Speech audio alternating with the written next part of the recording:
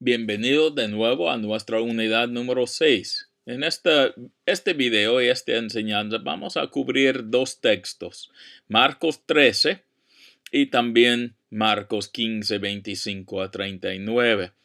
Al pensar en Marcos 13, yo quiero aclarar un poco del trasfondo y lo que está ocurriendo en este pasaje porque hay mucho debate sobre el significado de este pasaje. Lo que vemos es que hay una diferencia en el uso de la segunda persona, primera persona y tercera persona dentro del pasaje. Vamos a usar estos como una guía para ayudarnos en entender a qué se aplica cada parte de este pasaje. Entonces sabemos el contexto. Porque en capítulo 13, versículo 1 dice, cuando salía del templo, uno de sus discípulos le dijo, Maestro, mira qué piedras, qué edificios. Y en verdad es así.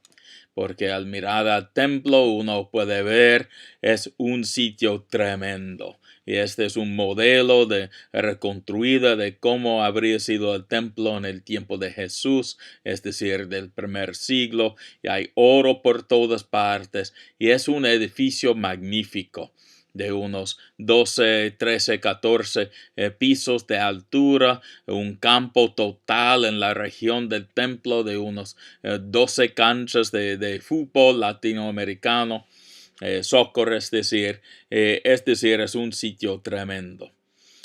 Pensando en esto, bien podemos entender, en verdad son piedras y edificios tremendos. Jesús responde y dice, ¿ves estos grandes edificios? No quedará piedra sobre piedra que no sea derribada. Es decir, él anuncia el juicio de Dios sobre el templo, condenando el templo en sí, que va a ser destruido. Y para los discípulos debemos entender, ellos no pueden imaginar que el reino de Dios venga con un templo destruido. Entonces, para ellos este tiene que ser con el reemplazo del templo, quizás con el templo siendo Dios mismo, algo así, como dice Isaías en algunos pasajes. Entonces ellos piensan, seguramente este es el momento de la venida, su totalidad del reino de Dios. Entonces hay una confusión seguramente porque en la creencia popular hubo este tipo de pensamiento. No hay ningún concepto de dos venidas de Jesús. La mentalidad de ellos piensan, este tiene que ser el fin del mundo.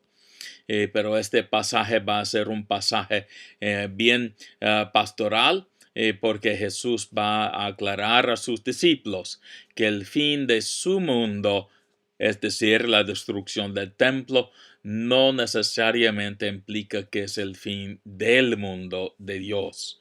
Vamos con el versículo 3. Y estando él sentado en el monte de los olivos frente al templo, Pedro, Jacobo, Juan y Andrés le preguntaba en privado, dinos, ¿cuándo sucederá esto? ¿Qué señal habrá cuando todas estas cosas se hayan de cumplir? Y ellos piensan que es un solo hecho, que todo va a ser igual, fin de este siglo, de este tiempo, caída del templo, tiene que ser la misma cosa. Entonces Jesús va a aclarar varias cosas para que no sean engañados. Y mira a lo que él dice en estas partes. No vamos a cubrir todos los detalles, pero mira como él dice en el versículo 5. Nadie os engaña. Entonces él está hablando a sus discípulos. Entonces él va a seguir con eso porque muchos iban a decir con la guerra entre los judíos y los romanos que ya este es el tiempo para que el Mesías de guerra, es decir, venga para ganar la guerra contra los romanos. Mira el versículo 7 cuando oigáis. Y entonces está hablando todavía a sus discípulos. Y este tiene que ver con el tiempo de los discípulos. Pero todavía no es el fin, aunque ellos piensen. Tiene que ser, pero no es el fin. como dice en el versículo 8, esto solo es el comienzo de dolores y esta es una indicación de la caída de Jerusalén, pero hay más para ocurrir. En verdad es lo que ocurrió porque hubo varios intentando ponerse en rebelión en contra de Roma y si habría ocurrido, Roma no tenía ejércitos suficientes para guardar todas sus fronteras, pero la verdad es que no ocurrió en todos los sitios como ellos, los judíos, es decir, esperaban. Pero los discípulos deben estar alertas, segunda persona plural todavía, porque van a llevar a ellos, frente a estos líderes, las sinagogas. Claro, no va a ocurrir para nosotros de llevarnos frente a las sinagogas. Y es algo que ocurrió en el primer siglo para ellos. Primero, el evangelio debe ser predicado a todas las naciones y es una promesa de que, pero no deben pensar que no va a cumplirse el trabajo de predicar el evangelio a todos. Va a ocurrir todavía. Y algunos opinan que también se aplica a que va a llegar a Roma y otros dicen no, es la promesa de largo plazo. Llevando pues dejando atrás, vamos con el versículo 11. De nuevo, os llevan, os entregan. Todo eso se aplica a los discípulos. Y es lo que de verdad vemos en el libro de los Hechos que ocurrió.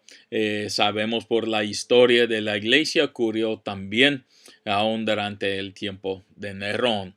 Entonces, es exactamente la parte de entonces, cuando veáis la abominación de la desolación puesto pero veáis, es para ellos, el que lee que entienda. Esta es la abominación del templo en Jerusalén y la verdad es que hubo una guerra civil que se desató dentro de la ciudad y es exactamente lo que ocurrió dentro de Jerusalén. Hubo una guerra civil adentro mientras que los romanos estaban sitiando la ciudad afuera, pero los judíos pensaban que iban a ganar. Entonces están ya luchando los unos contra los otros con 3 grupos adentro de la ciudad, un mínimo de 3 en verdad, pensando vamos a ganar para que reinamos al darnos la victoria a Dios. Y aún mataron el sumo sacerdote. Y hubo de verdad una abominación de desolación, la violación del templo en sí. Y Jesús está advirtiéndoles, deben huir en este momento. Pero es algo aplicado al primer siglo. Entonces, como él dice, orad, versículo 8, para que esto no suceda en el invierno, porque son días de tribulación tremendo. Y casi versículo 19 es la misma cosa que dice Josefo en cuanto a esta guerra. Según Josefo, más de 1,000,000 de personas murieron allá en Jerusalén con esta guerra. 1,000,000, 1,000,000. Una suma tremenda de personas murieron allá. Entonces, si el Señor no hubiera acortado aquellos días, la verdad que nadie habría escapado. Pero los cristianos, recibiendo esta advertencia, la profecía de Jesús sobre la caída del templo, huyeron a tiempo y fueron a Pela, en el país de Jordán hoy día, y escaparon del holocausto que ocurrió allá en Jerusalén. Pero mira, si alguno os dice, porque aún hasta el fin ellos pensaban, no, un Mesías va a venir y traernos la victoria sobre los romanos. Y él está diciéndoles, no va a ocurrir. Pero vosotros, hablando a los discípulos, están alerta. si no pensamos que este se aplica a los discípulos, estamos prácticamente diciendo que este no viene de Jesús. No puedo yo estar de acuerdo con este tipo de acercamiento de decir que nada de esto viene de Jesús. Yo creo que Jesús está hablando a sus discípulos y él sabe muy bien lo que está diciendo. Y cuando él dice vosotros a ellos, él quiere decir vosotros. No está hablando a otros, sino a ellos, que ellos deben estar alertas, porque ya vienen las cosas. Pero en el versículo 24 hay un cambio, porque dice, pero en aquellos días después de esa tribulación. Entonces ya este es otro tiempo, es otro acontecimiento y él está diciendo que este puede ser algo totalmente diferente. No tiene que ver necesariamente con la caída de Jerusalén, la destrucción del templo, porque él luego da advertencias escatológicas de que este va a ser algo traído de Dios. Entonces mira el versículo 26, entonces verán, pero mira, tercera persona y no segunda persona plural, tercera persona plural. Y entonces este no es algo dirigido a los discípulos en sí, los cuatro, sino algo a otros para esa tribulación que viene después de la caída de Jerusalén. Verán al Hijo del Hombre, quien viene en las nubes con gran poder y gloria. Algunos usan un acercamiento preterista, es decir, ellos piensan que todo se cumplió en el primer siglo. Dice que aún este se cumplió en el año 70. El problema es que no tenemos ningún dato para afirmar eso. Este sería tener un sistema y hacer que el texto cabe con su sistema. Pero la idea aquí es que no, este es otra cosa. Este va a ser un fin porque los ángeles salen y van a reunir los escogidos y este va a ser de verdad otro tipo de evento, no como la caída de Jerusalén. Luego vamos con 28 a la higuera de nuevo y ya sabemos de este tiene que ver con el templo y mira lo que él dice, aprended, sabéis. Ya vamos de nuevo a la segunda persona. Entonces, este tiene que ver con los discípulos. Cuando ellos veáis que suceden estas cosas, la caída del templo, las señales para la caída del templo, sabed que Él está cerca. Entonces, ¿qué generación es este? Es la generación de los discípulos, porque Jesús murió en el año 30. El templo cayó en el año 70, según el Antiguo Testamento, son 40 años para la generación y es una de las profecías más exactas de toda la historia del mundo, porque con 40 años cae el templo en el año 70 y la generación no ha pasado en su totalidad, sino hasta que el templo caiga. Todo esto sucede. Y entonces, versículo 32. Pero de aquel día o de aquella hora, ya vamos con un cambio de nuevo y nadie sabe de este segundo evento. Entonces, como nadie sabe, solamente el Padre, claro, el Hijo ya al estar al lado del Padre, pero el Hijo en su estado encarnado ni siquiera sabía eso.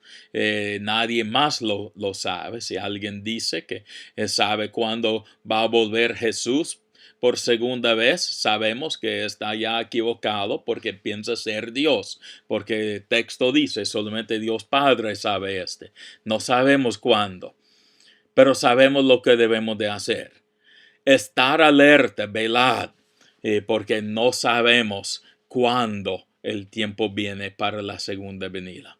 Este es el mensaje central de este capítulo. Vamos con otro enfoque sobre la cruz, porque anunciamos nosotros que la cruz es el sitio donde vemos la obra salvífica de Dios en la crucifixión de Jesús. Sabemos que todo eso es algo saturado con citas del Salmo 22. la división de la ropa, todo eso viene del Salmo 22. Entonces debemos entender todo lo que leímos aquí a base del Salmo 22, incluyendo el dicho, Dios mío, ¿por qué me has abandonado? Este también viene del Salmo 22.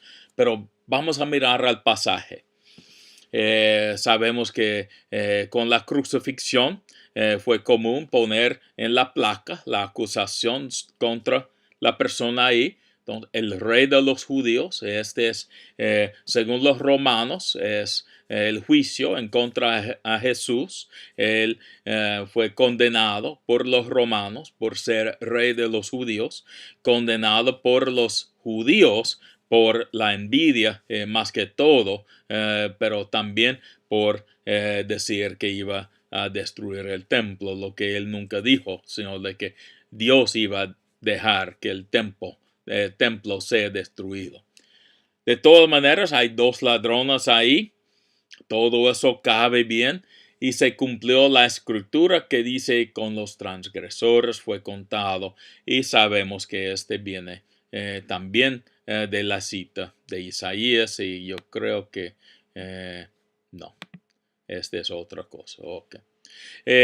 Entonces hay personas pasando y ellos ya han oído de este juicio en contra de él, la acusación, mejor dicho, y están ya diciendo, tú que destruyes el templo y en 3 días lo edificas.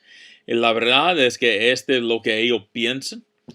Y vamos a ver un templo destruido, no hay duda de eso. Y vamos a tener otro edificio reedificado en 3 días. No hay duda de eso tampoco.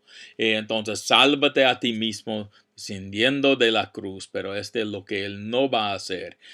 No va a intentar salvarse, sino de salvar a nosotros. De igual manera, también los sacerdotes, líderes de los judíos, es decir, están ahí burlándose, diciendo, a otro salvó, a sí mismo no puede salvarse. Que este Cristo, el Rey de Israel, descienda ahora de la cruz para que veamos y creamos. Y claro, sabemos que ellos no iban a crear aún al ver él bajando. Llega la hora sexta y aún la creación sabe que algo malo está ocurriendo aquí. Nunca debemos pensar que el hecho de matar a Jesús, crucificar a Jesús fue algo bueno. Este fue lo peor posible que los seres humanos podrían hacer al visitarnos Dios en forma encarnada en la persona de Jesús. ¿Cómo que lo crucificamos? ¿Cómo que un inocente sea crucificado? ¿Cómo que haya tanto abuso de justicia para que él quede condenado? Todo eso es algo malísimo. Y aún la creación sabe que es un momento oscuro para la historia de esta tierra. Y en la hora novena, Jesús exclamó, citando el Salmo 22, Eloi, Eloi, lema sabactani, Dios mío, ¿por qué me has abandonado?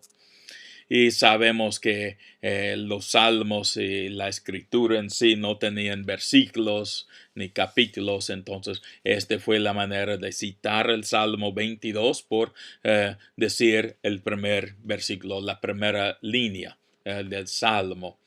Pero hay preguntas si él está haciendo solamente la referencia a todo el Salmo. Me parece más factible porque hay tantos sitios citas de este salmo dentro del contexto, pero otros piensan no, este es algo muy literal y no tiene que ver mucho con el Salmo 22. Deben estudiarlo y hacer su propia decisión sobre este asunto. Pero algunos están ahí pensando, al oírlo, mirad, a Elías llama. Claro, no es una confusión por el hebreo.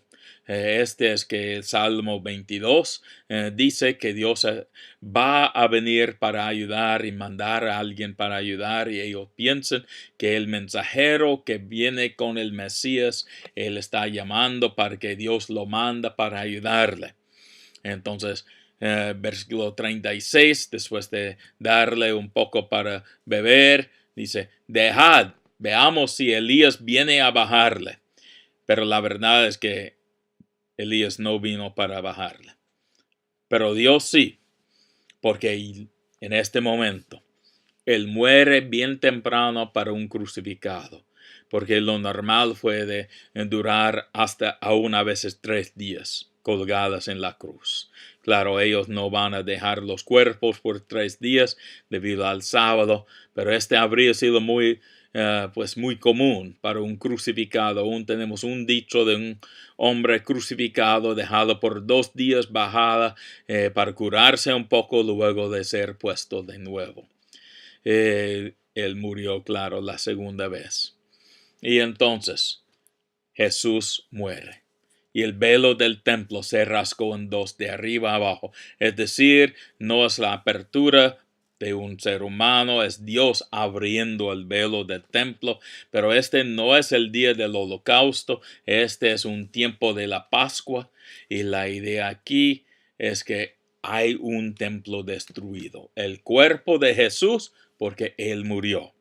Pero el templo en forma simbólica, porque si no hay un Dios, porque Dios sale con este. Él abre el velo para salir, no para la entrada. El libro de Hebreos enseña claramente que hay entrada abierta como el día del holocausto, pero no estamos en este día en los evangelios.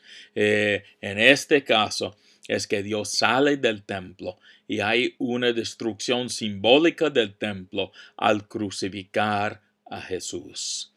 Entonces, Dios sale del templo, hay un templo destruido simbólicamente, hay el templo del cuerpo de Jesús destruido físicamente, y el centurión, la fuerza del ejército romano, el hombre más confiable en algún sentido en el ejército romano.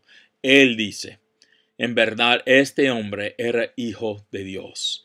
Puede ser traducido un hijo de Dios, pero al escribir el libro Marcos no hay ninguna duda. Él quiere decir el hijo de Dios. Y el emperador llevaba este título, pero este centurión sabía, no, este de verdad es un representante, el representante de Dios aquí en esta tierra. Y así muere Jesús. Y hay un templo luego reconstruido, pero en 3 días. Y así vamos a nuestro templo nuevo, quien es el Jesús resucitado. Porque ahí encontramos la presencia de Dios. No es un templo vacío, es un templo con la presencia de Dios. Y este es el mensaje de la resurrección. En 3 días ya tenemos un templo nuevo, el Jesús resucitado.